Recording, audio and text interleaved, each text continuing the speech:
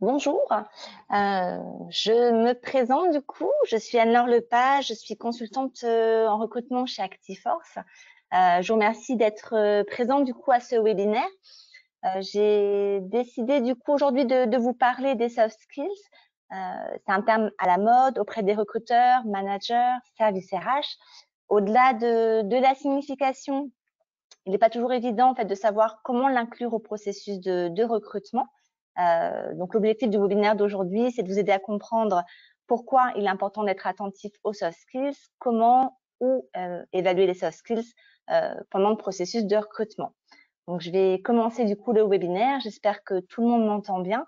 N'hésitez pas à nous indiquer des messages hein, si vous avez des problèmes de connexion. Voilà. Donc, je vais vous présenter du coup le plan un petit peu du déroulé du webinaire. Donc, le déroulé du webinaire, du coup, sera en quatre thèmes. Tout d'abord, savoir différencier les soft skills des hard skills, comment définir les soft skills, où les repérer et savoir les évaluer à travers mon questionnement. Donc, différencier les soft skills des hard skills. Alors souvent, les soft skills, on a une vague idée hein, de la signification. C'est un terme, comme je vous disais, qui est à la mode aujourd'hui, qu'on utilise beaucoup. Historiquement, avant, on utilisait plus voilà, un terme générique, on parlait de savoir-être. En effet, les soft skills comprennent le savoir-être, mais pas seulement. Donc, les soft skills, en traduction, on pourrait traduire en compétences douces, en opposition du coup aux hard skills, qui sont des compétences plus techniques. On parle aussi des fois de compétences dures ou de critères simples. Donc les hard skills, par exemple, c'est tous les éléments qui sont la formation, l'expertise technique, la maîtrise d'une langue. En opposition, du coup, on a les soft skills, comme je vous disais, du coup, comprennent le savoir-être, mais pas que. C'est aussi en fait toutes les aptitudes comportementales et puis également la manière d'interagir avec les autres. Voilà ce qu'inclut en fait les soft skills. Les soft skills, du coup, ça peut être par exemple la créativité, la bonne communication, l'adaptation. Ces soft skills, en fait, sont évolutives puisqu'elles peuvent évoluer dans le temps. C'est-à-dire que souvent, on a des compétences qu'on maîtrise qui sont du coup innées, mais il y a aussi des compétences qu'on acquiert avec le temps, qu'on peut développer aussi avec l'expérience de vie, le contexte socio-professionnel. Par exemple, voilà, une personne qui a vécu à l'étranger peut développer plus d'ouverture d'esprit, une capacité à mieux accepter la différence. Quelqu'un qui pratique du sport, par exemple, aussi développer une résistance face à la pression, de la persévérance face aux obstacles, ou encore les personnes qui ont subi, qui subissent de fortes périodes de stress peut voilà, apprendre à mieux gérer ces situations-là ou au contraire devenir plus sensible à ces situations. Voilà, donc et il est important en tous les cas même quand on fait des recrutements, des fois on a des personnes qu'on peut être amené à recroiser dans un parcours professionnel ou dans d'un recrutement. Et c'est vrai que les soft skills peuvent évoluer avec le temps. Donc c'est vrai que voilà, et en termes de compétences également.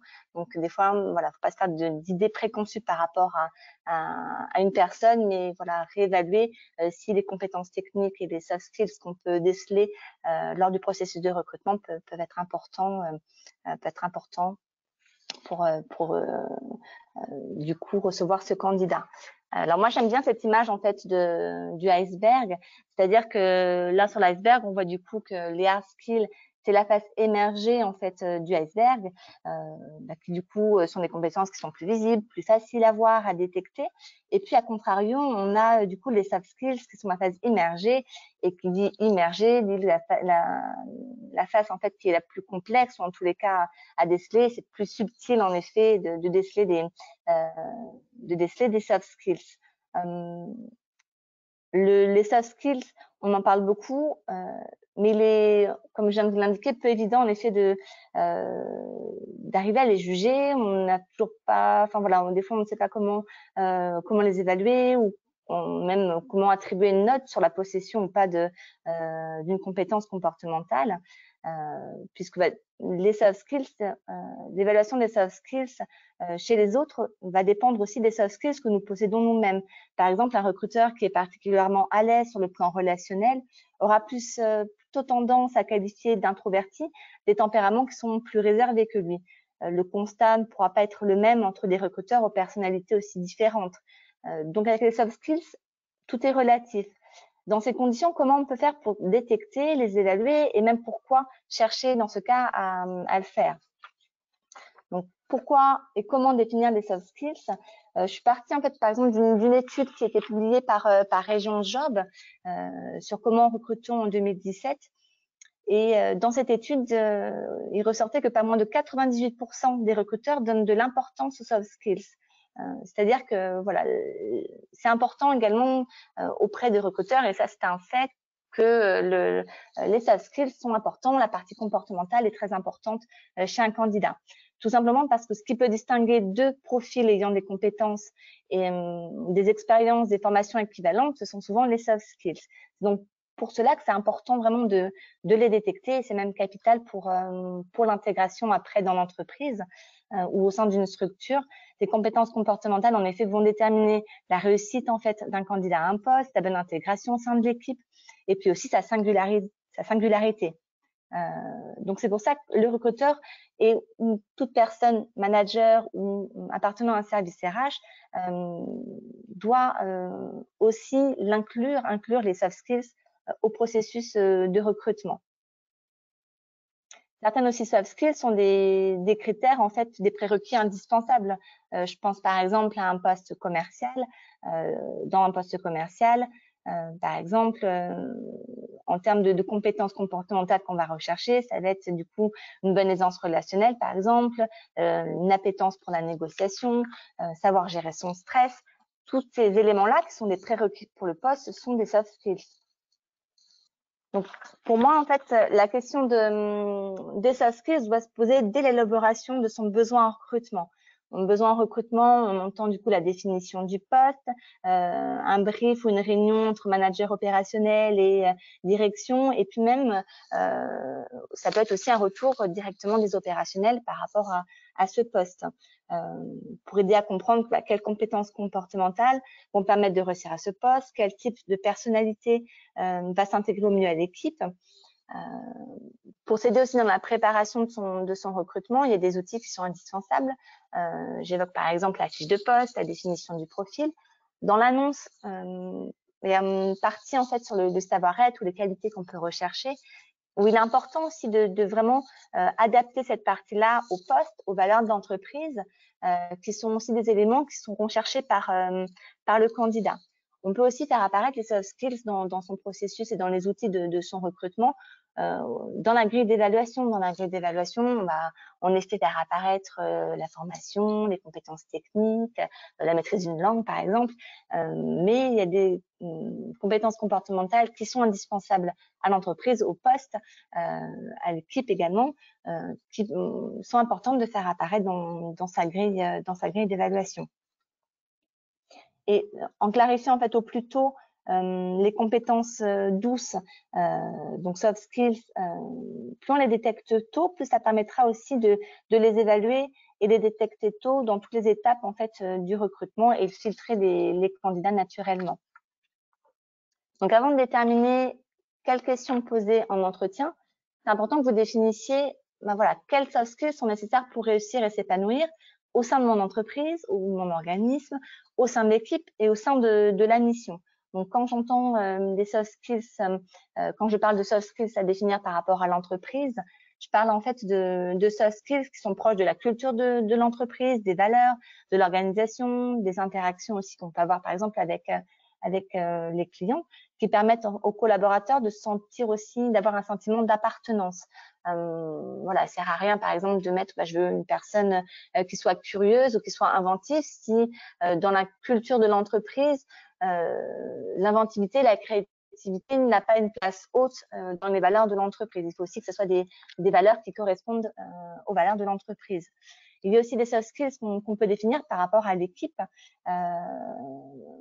voilà, aujourd'hui, mon équipe, elle est constituée de voilà, telle typologie de personnes, et pour s'entendre avec l'équipe ou le manager, voilà, j'ai besoin d'un candidat qui ait telle ou telle soft skills. Mais ces soft skills, en fait, sont mouvantes. Elles peuvent aussi dépendre en fait des membres de l'équipe actuelle. Donc voilà, il y a des soft skills aussi qu'on fait évoluer en fonction de l'équipe et en fonction du temps. Et puis il y a des soft skills qui sont propres du coup à la mission, comme je viens d'évoquer précédemment, par rapport par exemple à un poste commercial. Souvent, on pourra dire, en fait, on entend souvent parler lorsqu'on peut échanger avec lors de réunions pour démarrer un poste ou sur un besoin qu'on peut avoir en recrutement, il n'est pas rare auprès de ses collègues ou même on pense, ben voilà, pour ce poste, voilà, j'ai besoin de quelqu'un qui soit comme Bertrand. Puisqu'on a l'idée, c'était la personne qui s'intégrait bien, qui était bien dans le poste. Et ben, la question qui doit se poser derrière, je veux quelqu'un comme Bertrand, c'est quels sont les traits de personnalité de Bertrand, quelle était son attitude, son relationnel, qui permettrait à un candidat, voilà, de s'intégrer à l'équipe, parce que le but n'est pas de recruter des clones, mais d'évaluer en fait des compétences comportementales qui peuvent s'adapter, voilà, à l'équipe, à l'entreprise, et puis également, bien sûr, à la mission du poste. Je vous invite du coup à faire cet petit exercice en fait avant de démarrer vraiment dans le processus de recrutement. C'est dans la préparation, dans la phase de préparation, c'est de vous poser des questions. Voilà, pour m'intégrer, pour que un candidat s'intègre bien à un poste ou puisse remplir les conditions du poste, j'ai besoin que la personne ait une aptitude au changement, par exemple. Mais qu'est-ce qu'on entend par aptitude au changement? Aptitude au changement, ça peut être aussi relatif ou propre à une organisation ou un organisme. Donc, c'est bien aussi de définir, voilà, aptitude au changement par rapport à mon contexte d'entreprise.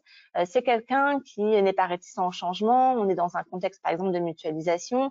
C'est quelqu'un qui est capable de s'adapter à la nouveauté, aux outils digitaux, si voilà, il y a besoin d'adaptation par rapport aux outils digitaux. Donc, on voit qu'aussi dans les termes, il est important de les définir pour savoir aussi ce qu'on attend,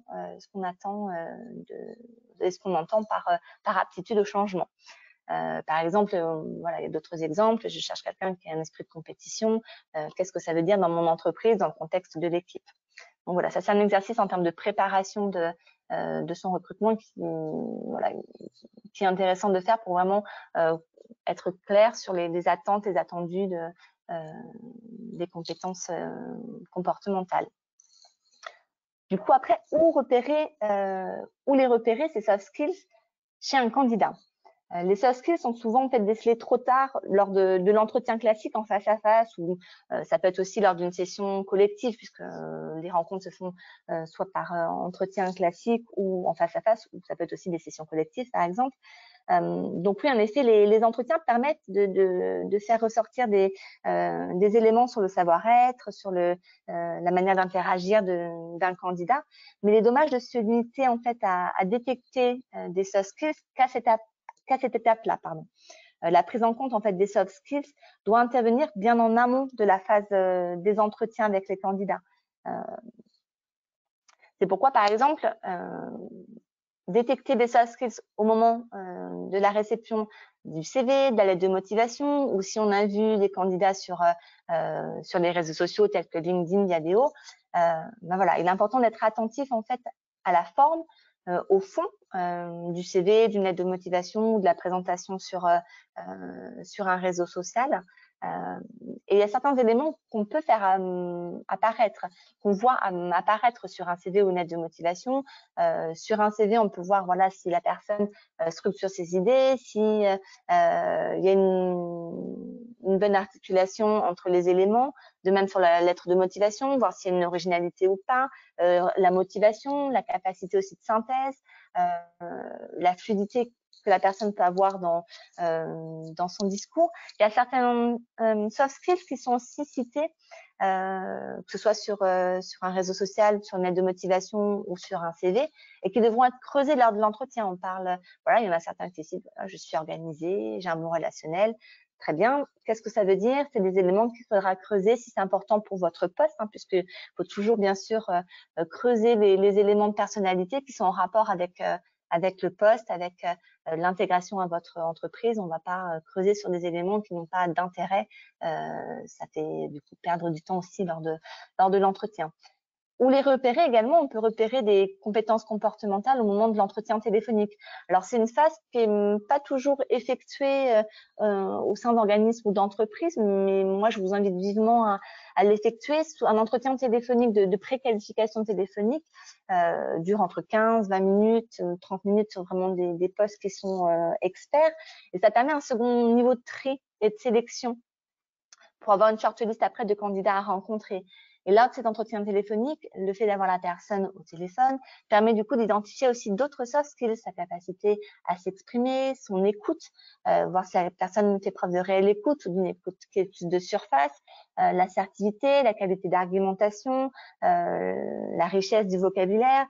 Voilà, il y a des éléments qui apparaissent lors de cet entretien téléphonique qui sont en lien avec, qui peuvent être en lien avec votre poste et qui sont intéressants, qui est donc intéressant de détecter à cette étape-là. Il y a une autre phase en fait aussi où on peut détecter des compétences comportementales, c'est lors de passation de tests ou de mise en situation. Alors les tests ou mise en situation, les tests plus particulièrement, tests de personnalité, tests psychotechniques, on en a de plus en plus. C'est souvent aussi un élément qui est de plus en plus intégré au processus de recrutement. Il en existe aujourd'hui une multitude. Ces tests, pour moi, servent en fait de base à la discussion. Il reste une interprétation que le candidat a eue à des questions. Ils doivent donc être relativisés. Il ne faut pas s'appuyer des fois sur voilà, le test fait ressortir que la personne est moyennement organisée. Ça se trouve, c'est que dans le test et par rapport aux questions, elle n'a pas voulu mettre une importance plus haute que ça à l'organisation. Donc, les tests doivent être relativisés et doivent aussi servir de base de discussion avec le candidat et un questionnement plus poussé en entretien pour voilà, valider ou pas les éléments de personnalité. Il y a d'autres tests qui peuvent servir aussi pour déceler des qualités en fait comportementales. Ce sont les tests métiers, tests d'orthographe, d'agilité numérique. Voilà, ces éléments-là peuvent aussi aider. Et puis aussi les mises en situation, ce qu'on appelle assessment center. C'est souvent réalisé au sein de cabinets de recrutement. Certaines grosses structures aussi l'incluent dans leur processus. Et c'est vrai que les mises en situation permettent réellement de mettre un candidat en situation, hein, comme l'indique mise en situation. Ça peut être des mises en situation techniques ou des mises en situation par rapport à des situations managériales. Et ça permet en fait du coup de faire face à l'imprévisibilité d'une situation pour un candidat, et face à cette imprévisibilité, le candidat du coup fait ressortir réellement qui il est. Il peut pas simuler ni prétendre. Lorsqu'il fait la situation, il est tel qu'il est. Donc c'est vraiment un outil en fait de recrutement qui est qui est très important, surtout sur des postes en fait, voilà, sur des postes de manager, mais même sur des tests qui peuvent être sur des mises en situation techniques. Lorsqu'on a des postes qui demandent beaucoup de minutie, le fait de faire une mise en situation, on met en situation un candidat sur voilà, la reproduction de tâches minutieuses, permettent du coup de l'évaluer. On peut donc faire ressortir au niveau de ces différents tests des soft skills, hein, comme la gestion du stress, la gestion des priorités, du temps, la persévérance, le soin, la capacité aussi de remise en cause que le candidat peut avoir, le goût du challenge. Ce qui fait que du coup, on arrive, plus l'entretien en face à face approche, et plus on a déjà des éléments sur la personnalité d'un candidat. Il y a d'autres éléments qui s'observent, c'est l'attitude tout simplement du candidat. L'attitude peut s'observer si vous avez eu des échanges par mail, par téléphone, et puis après bien sûr lors de l'entretien. On parle en fait souvent de PNL. Donc la PNL, c'est tous ces éléments verbaux, paraverbaux et non verbaux également, qu'il est important de porter un intérêt. Et plus on a une cohérence entre le discours et ces éléments en fait paraverbaux, plus voilà, ça fiabilise l'information. Après, un élément un élément n'est pas suffisant pour indiquer que cette personne, par exemple, si une personne, je cite un exemple, hein, si une personne arrive en retard, on va dire la personne n'est pas sérieuse, elle est en retard. Un seul élément n'est pas suffisant pour dire que cette personne n'est pas sérieuse. C'est la corrélation et la convergence de plusieurs éléments qui vous fera dire oui, là ça fait 3 fois qu'il y a 3 éléments qui me disent ça. Oui, là je peux dire que cette personne manque de sérieux. Par exemple, si la personne est en retard, a oublié tous ses documents, n'a pas préparé l'entretien. Bon, là, je grossis le trait d'un candidat, mais là, à ce moment-là, on pourra dire oui, en effet, je peux dire que du coup, la personne manque de sérieux. Donc voilà, un seul élément, tout ça pour vous dire qu'un seul élément n'est pas suffisant. C'est plusieurs éléments qui pourront vous permettre de valider les compétences comportementales qu'un candidat a ou pas. Donc du coup, dans les échanges, il y a d'autres soft skills qu'on peut identifier. Hein. Ça peut être le sérieux, la conscience professionnelle, la motivation. Une personne qui vous relance par mail, puis après par téléphone, sans que ça aille non plus jusqu'à l'harcèlement. Mais voilà, en tous les cas, quelqu'un qui se montre motivé et qui fait une démarche active, voilà, c'est des éléments où on va voir, voilà, cette personne, et elle m'a rappelé, j'ai reçu un mail, elle se montre motivée du coup elle semble se montrer motivée pour le poste. On peut voir aussi d'autres éléments hein, qu'on voit moins sur le papier. Par exemple, par téléphone, on peut voir la nervosité ou au contraire le côté posé d'un candidat. Voilà, c'est des choses qu'on peut déceler et qui sont des éléments qui peuvent être importantes pour vous à détecter pour un de vos futurs postes. Dans la phase suivante, du coup, ce que je souhaiterais du coup évoquer, c'est pardon, je suis allée trop vite. Comment évaluer en fait les soft skills à travers mon questionnement? Puisque voilà, une fois qu'on a fait toute cette phase de préparation, on a pu déceler certains éléments sur le CV, sur un réseau social, lors d'échanges téléphoniques. Comment, lors de l'entretien, du coup, évaluer les soft skills à travers mon questionnement? Je vous invite en fait, dans un premier temps, déjà à préparer vos questions par rapport aux soft skills que vous attendez sur un poste. Évaluer ces soft skills, évaluer les soft skills, ça demande aussi de la préparation et de préparer ces questionnements qui peuvent permettre de déceler si la personne vraiment aura une bonne communication, une capacité à négocier. Donc voilà, préparer un minimum ces questions, hein, surtout sur les attendus du poste. Je ne présenterai pas ici toute la méthodologie pour effectuer un questionnement pertinent, puisqu'on n'a pas le temps. Mais si cela vous intéresse, vous pouvez aussi suivre une de nos formations qui est sur une demi-journée sur les soft skills, qui permet de rentrer plus dans le détail et vraiment de vous apporter des outils pour effectuer un questionnement pertinent. J'ai présenté ici en fait une technique. Donc la technique que je vais vous présenter, c'est la méthode STAR. Cette méthode est utilisée, on peut l'utiliser à la fois pour détecter des compétences techniques, hein, donc ce qu'on appelle les hard skills, mais également pour les soft skills.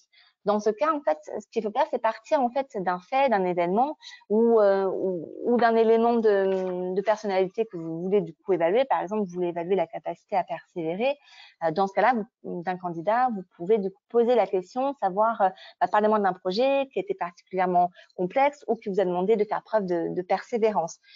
Et puis, approfondissez votre questionnement à travers cette méthode STAR, c'est-à-dire quelle était la situation, le contexte du fait que vous me décrivez, quelles étaient du coup les tâches à effectuer ou la problématique de la mission ou la mission elle-même, quelles ont été vos actions, donc le A correspond à action, quelles ont été les actions du candidat, donc quand on pose la question à un candidat, quelles ont été vos actions propres, qu'est-ce que vous avez mis en œuvre, comment vous l'avez fait, et puis après, demander du coup, voilà, quels ont été les résultats que vous avez obtenus, est-ce que vous feriez différemment aujourd'hui, est-ce que vous avez évolué sur votre méthode. Donc voilà, à partir d'un élément ou d'une compétence comportementale que vous voulez évaluer en ayant préparé une question générique, et puis après creuser avec la méthode STAR en creusant sur la situation, les tâches, les actions et les résultats. Cette méthode-là est très perspicace et permet vraiment de creuser sur sur l'ensemble d'un événement, d'une compétence, et du coup d'obtenir un élément de réponse, des éléments de réponse pour pouvoir déceler si votre candidat a une capacité du leadership ou des preuves de persévérance. Voilà la méthode que je souhaitais vous partager aujourd'hui. En termes, je vous ai mis du coup quelques exemples de questions sur le savoir-être.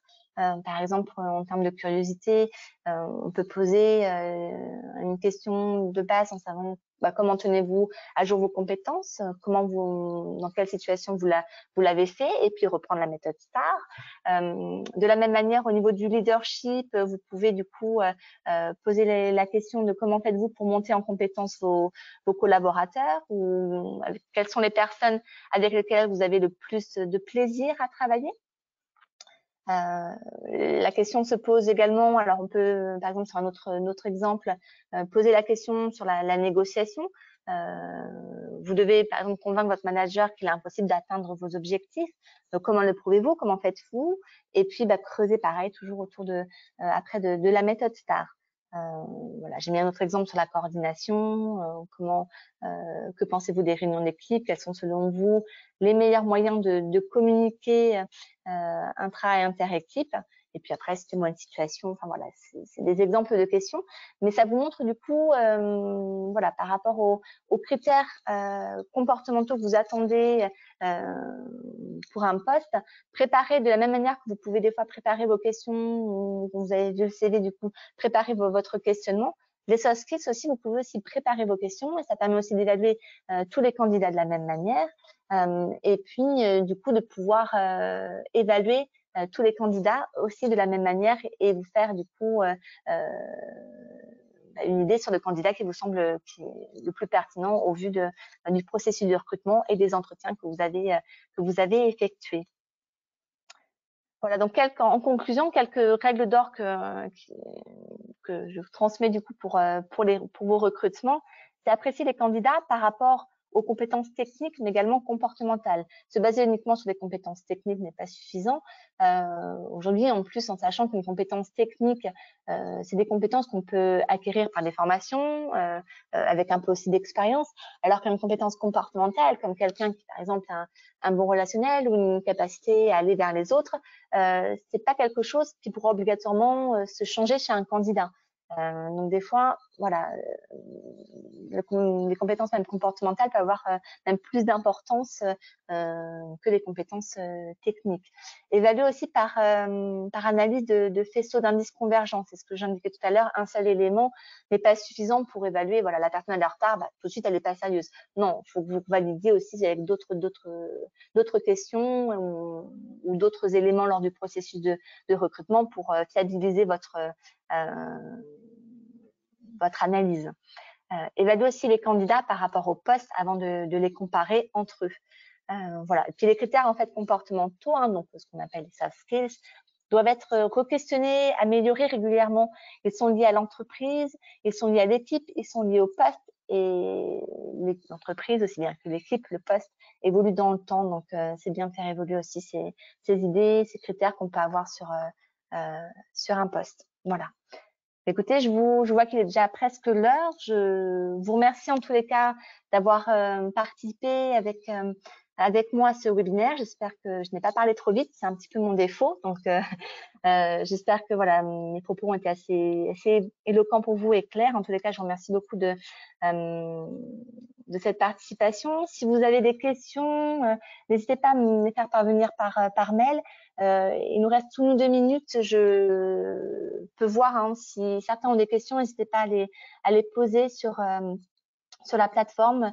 Voilà, j'ai 1 ou 2 minutes. Si des questions du coup vous venez, je vais regarder si certaines personnes du coup ont posé des questions. Alors, j'ai une question du coup de Cathy qui indiquait bonjour. Alors, concernant les CV, lettres de motivation, souvent on constate des lettres et des CV types qui ne permettent pas d'exploiter des éléments dedans. En effet, il y a beaucoup de trames qui sont repris, qui sont assez de CV type, hein. Mais néanmoins, quand on reçoit un CV, à moins que le CV soit très sommaire, il y a quand même des éléments que le candidat souvent fait apparaître, que ce soit maintenant on a une partie compétences maîtrisées ou sur tout ce qui est loisirs, ou même si voilà, le fait aussi d'avoir repris un CV type, ça me peut montrer aussi que la personne, en termes de créativité ou même d'aisance informatique, voilà, on peut se poser la question, est-ce que la personne est à l'aise pour créer des nouveaux outils ou créer du coup son propre CV. Ça peut être voilà, un élément de soft skills, une compétence comportementale qui peut du coup ressortir d'un CV type. Alors je regarde en même temps s'il y a d'autres questions. Alors certaines personnes demandent si la documentation sera envoyée, donc oui, je vous confirme. Et puis également le webinaire sera du coup en replay, donc vous inquiétez pas si vous avez eu des petits problèmes de connexion, le webinaire du coup sera disponible. Voilà.